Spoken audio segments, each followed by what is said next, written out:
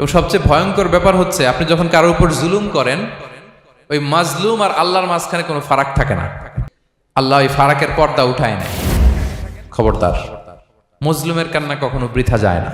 জীবনের কোনো না কোনো সময়ে এর প্রায়শ্চিত্ত আপনাকে করতে হবে। জীবনের কোনো না কোনো সময়ে এর প্রায়শ্চিত্ত করে আপনাকে মরতে হবে।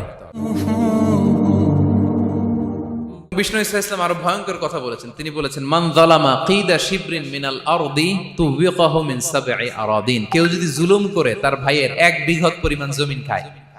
1 বিঘত চিনেন তো? এই যে আমার এই আঙ্গুল থেকে এই আঙ্গুলটা, এটা টান টান করলে যতটুকু জায়গা, এটার বলে 1 বিঘত। শিবের আরবিতে বলে শিবের। হ্যাঁ, মান যালামা কিদা শিবর। বিষ্ণু বলেন এই 1 শিবর, 1 বিঘত জমি যদি কেউ অন্যায়ভাবে জুলুম করে তার ভাইয়ের কাছ থেকে খায়, কিয়ামতের দিন তুবিকা আলাইহি সাবউ আরাদিন, এই 7 জমিনকে আল্লাহ তাআলা তার ঘাড়ে চাপাবে। খা এবার, খা। অন্যের জমি খাওয়ার এত শখ ছিল, এবার 7 জমিন ঘাড়ে কর। কিয়ামতের ময়দানে আপনার দেহটারে বিশাল আকৃতির করা হবে, এই 7 জমিনকে আপনার কাঁধে তুলে দেওয়া হবে। এজন্য আমরা অন্যের রাইটস, অধিকার যেন নষ্ট না করি, কারো উপর যেন জুলুম না করি, কোনোভাবেই না। আমরা নানাভাবে এই জুলুমটা করি। আমরা প্রায় দাদার সম্পত্তি থেকে ফুফুদেরকে বঞ্চিত করি, বাবার সম্পদ থেকে বোনদেরকে বঞ্চিত করি। হ্যাঁ, নিজের ভাই আরেক ভাইকে, আপন ভাই ভাইকে বঞ্চিত করে, জুলুম করে। এরকম দৃশ্যপট আমাদের সমাজে আছে না নাই বলেন তো? কিয়ামতের দিন আল্লাহর সুপ্রিম কোর্টের কাঠগড়ায় হিসেব দিতে হবে। আর এই জালিমদেরকে আল্লাহ তাআলা পছন্দ করেন না। এবং সবচেয়ে ভয়ঙ্কর ব্যাপার হচ্ছে আপনি যখন কারোর উপর জুলুম করেন, ওই মাজলুম আর আল্লাহর মাঝখানে কোনো ফারাক থাকে না। আল্লাহ ওই ফারাকের পর্দা উঠায় নেয়।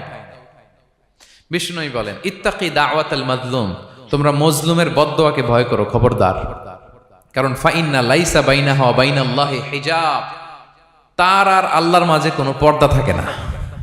দোয়া করলেই ওটা আরশে যেয়ে কবুল হয়ে যায়।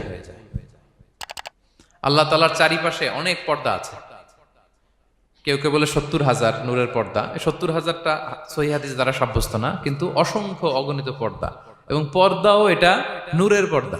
আচ্ছা বলেন তো, জানলা দিয়ে বাইরের আলো ঠেকাতে আমরা দেয়ালে জানালায় কি লাগাই? পর্দা লাগাই। পর্দাটা কিসের তৈরি? মোটা কাপড়ের, যাতে করে ওই আলো না আসে। কিন্তু আল্লাহর চারদিকে যে পর্দা, ওই পর্দাটা কিসের? নূরের, আলোর। ওনার পর্দায় আলো দিয়ে তৈরি। সুবহানাল্লাহ বললেন না? বিষ্ণু বলেন, ইত্তাকি দাওয়াতাল মাজলুম, মজলুমের বদদোয়াকে ভয় করো।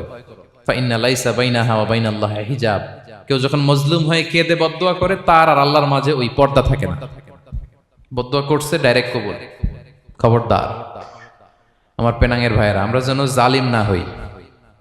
In it's any form, operation in it's any form, যেই কোনো ভাবে, যেই কোনো ক্ষেত্রে, যেই কোনো ধরনের হইতে পারে জুলুম। কাউকে আপনি ছোট্ট কোনো কাজে ঠকালেন, বন্টন নীতিতে ঠকালেন, হ্যাঁ, জমি মেরে দিয়ে ঠকালেন, আমানত মেরে দিয়ে ঠকালেন, ইন ইটস এনি ফর্ম যদি জুলুম করে থাকেন, খবরদার, মজলুমের কান্না কখনো বৃথা যায় না।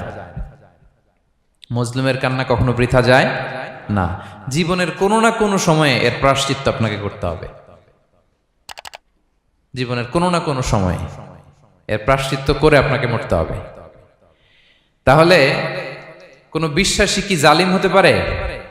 কারণ ইন্নাল্লাহা লা ইউহিব্বুল যালিমিন, আল্লাহ তাআলা জালিমদেরকে পছন্দ করেন না। Be a part of our vision. Do listen and share the khair. Be with our official social media handle for latest updates.